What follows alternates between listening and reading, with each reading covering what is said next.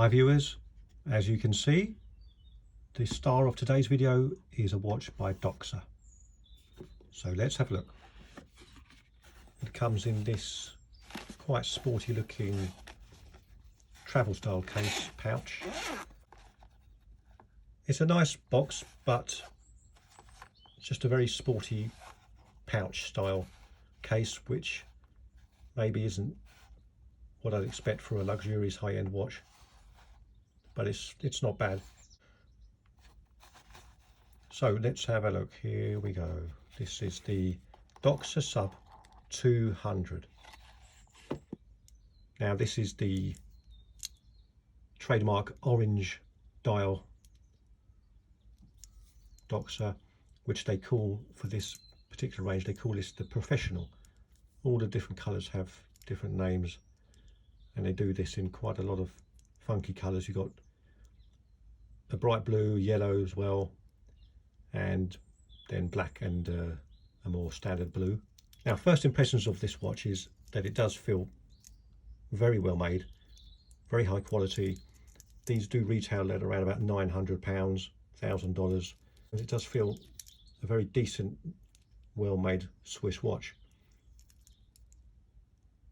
Now, the case size for this is 42mm, but I have to say it feels nothing like a 42mm.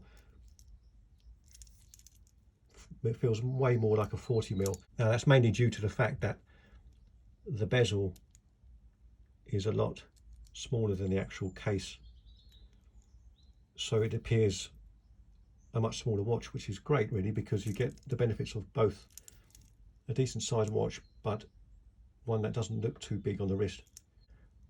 And in fact the bezel size is just under 40mm diameter, and that is why the watch looks a lot smaller than the specified size.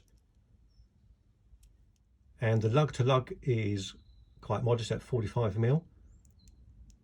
The case thickness is 13.5mm. That includes the wonderful box style domed sapphire crystal. So it is fairly high, but that is including the dome. And the lug width is 19mm. The watch is 200-meter water resistant, and it is powered by the ETA 2824. Now, what I really do like about this watch is the shape of the case and the profile. It's wonderful, very artistic, a nice intricate shape, and wonderful combination of brushed finishing on the sides, and then the bevels are highly polished, and then the section just under the bezel is also brushed with just a little hint of polishing on that very thin beveled edge right under the coin edge of the bezel. The crown is polished and signed. That really is a beautiful shape, wonderful profile. I think this is a really good combination of vintage and modern, and they've really pulled that off in my opinion.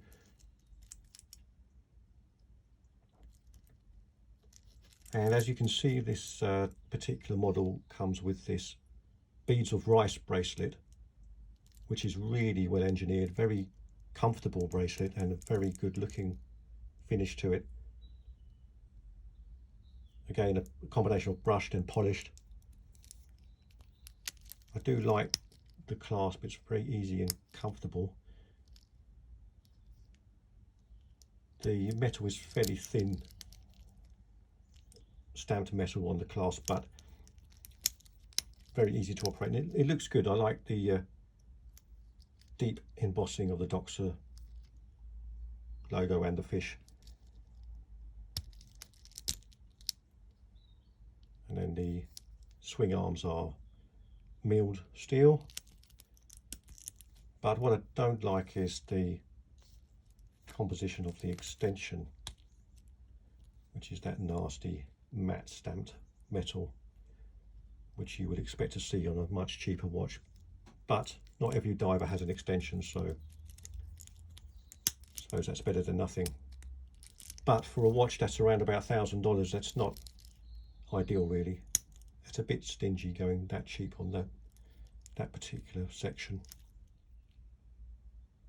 The pins are screw pins, and the case back is also quite attractive.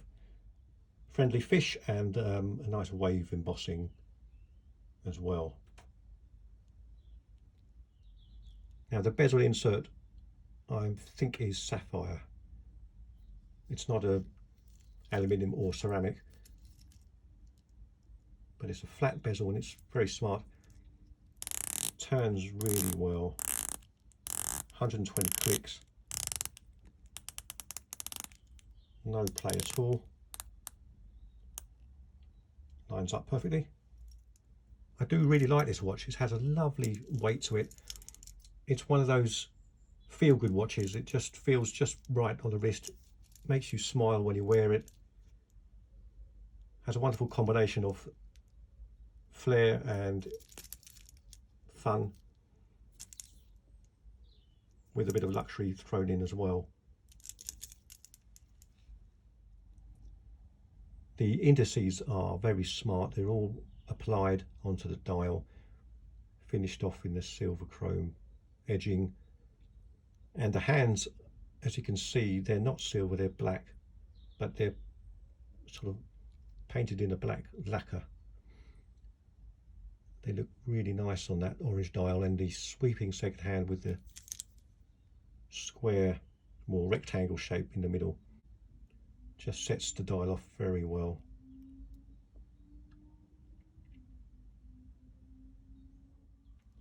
Other than that, it's a very plain dial. The text is very minimal. The logo is very subtle. And then you've got sub 200 in the fine print at the bottom.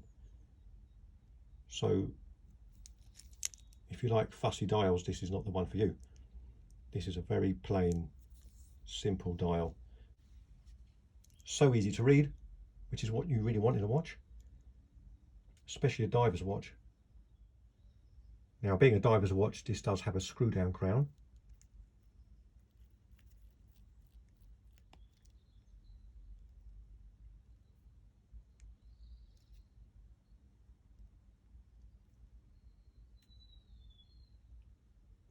But the smooth action.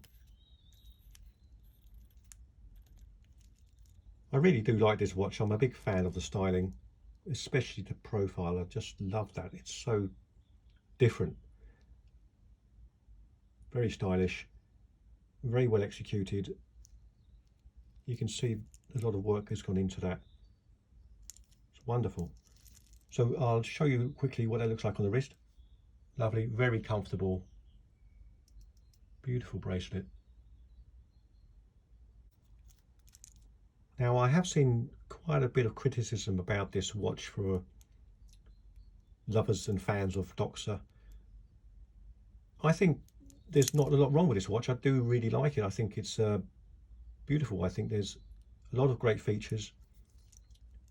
Maybe it feels more like a £600 watch than a £900 watch. I'm not sure. The one big area where people seem to be complaining is on the Loom. But personally, I don't think the Loom is that bad. I'm going to show you that now. It's fairly bright, maybe not what you'd expect for a high-end diver, but I have seen a lot worse. So here it is now. Okay, it's not Seiko style Loom, but that's pretty bright and it lasts well.